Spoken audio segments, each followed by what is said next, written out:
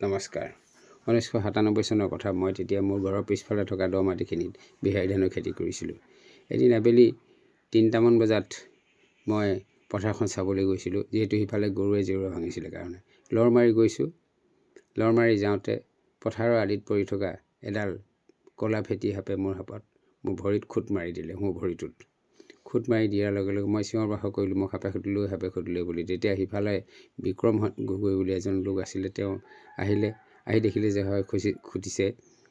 তাৰপিছত তেওঁ নিজৰ কান্ধত লৈ থকা নতুন গামোচাখন ফালি মোৰ আঁঠুৰ মূৰত তেওঁ লাহেকৈ বান্ধি দিলে, মানে কৰঙণত আঁঠুৰ ওপৰত বান্ধি দিলে। বান্ধি দিয়াৰ পিছত তেখেতে মোক পথাৰৰ পৰা ঘৰলৈ দাঙি আনিলে, যিহেতু মোৰ ভৰিটো তেতিয়ালৈকে ফুলি গৈছিলে।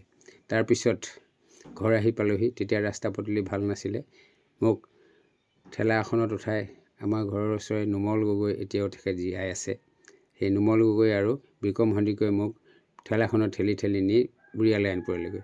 ক'ৰ পৰা জানো নাজানো, সেই সময়তে গিৰিণ বুঢ়াগোহাঁই, তেখেত এতিয়াও জীয়াই আছে, আহোম গাঁৱৰে হয়। তেখেতো সিফালৰ পৰা ক'ৰ পৰা চাইকেলত আহি আছিলে নাজানো। গগৈ কি হ'ল বুলি সুধিছে। গগৈৰ কি হ'ল বুলি সুধিছে। তেওঁলোকে ক'লে যে গগৈ সাপে খুটিলে। দেখিছে যে মোৰ ভৰিটো ফুলি গৈছে আৰু মই বিষত ৰক্ষা পোৱা নাছিলোঁ, ভৰিটো লৰাব নোৱাৰা হৈ গৈছিলোঁ। তেতিয়া মোৰ চকুৰে দেখি আছোঁ যে গিৰিণ বুঢ়াগোহাঁইদেৱে তেখেত জীৱিত আছে। মোৰ চকুৰ সন্মুখতে তেখেতে এই দৌন বনৰ 3টা আগ আনি হাতেৰে মোহাৰি মানে অলপ চফা কৰিলে, হাতেৰে মোহাৰি তাৰ ৰস উলিয়াই 3 টোপাল ৰস মোৰ চকুত দি দিলে।